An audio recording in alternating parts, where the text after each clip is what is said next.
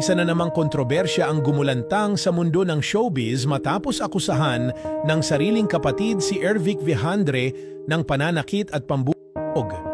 Sa social media post ng kanyang kapatid na si Erwin Vihandre, isiniwalat nito ang umano'y sinapit niya sa kamay ng aktor at San Juan City Councilor noong bagong taon. Kalakip ng kanyang post ang larawan ng kanyang mukha na may mga pasa at gasgas, isang nakakasindak na patunay sa kanyang sinapit. Sa nasabing post, mababasa rin ang pagbati ni Ervic kay Erwin sa kaarawan nito. Ngunit sa halip na pasasalamat ang isagot ni Erwin, sinumbatan niya ang kapatid dahil sa matinding na idinulot nito sa kanya at sa kanyang pamilya. Ayon kay Erwin, hanggang ngayon ay binabangungot pa rin ang kanyang mga anak sa nasaksihan nilang karahasan. Hindi lamang si Erwin ang nagsalita tungkol sa insidente.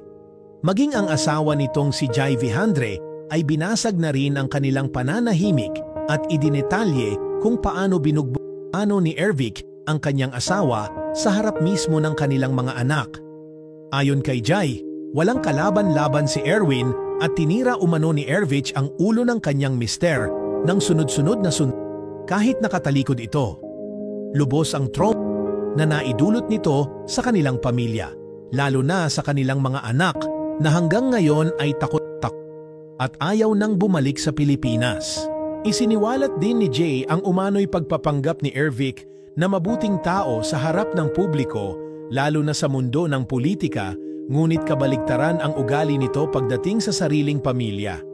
Aniya, tila may dalawang personalidad ang actor-politician, mabait at marespeto sa mga taong may koneksyon at impluensya, ngunit mapanakit at bastos sa mga itinuturing niyang walang halaga. Ayon kay Jai, humingi lamang ng tawad si Ervic nang sila ay nasa presinto upang pakiusapan si Erwin na huwag nang magsampa ng kaso. Dahil sa awa, napagbigyan ni Erwin ang hiling ng kanyang kapatid at pinrotektahan pa rin ang magandang imahe nito.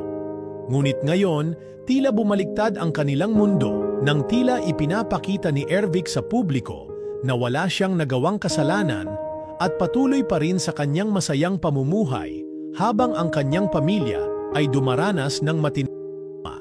Sa kasalukuyan, wala pang pahayag na inilalabas si Ervic Vihandre kaugnay ng mga akusasyon laban sa kanya.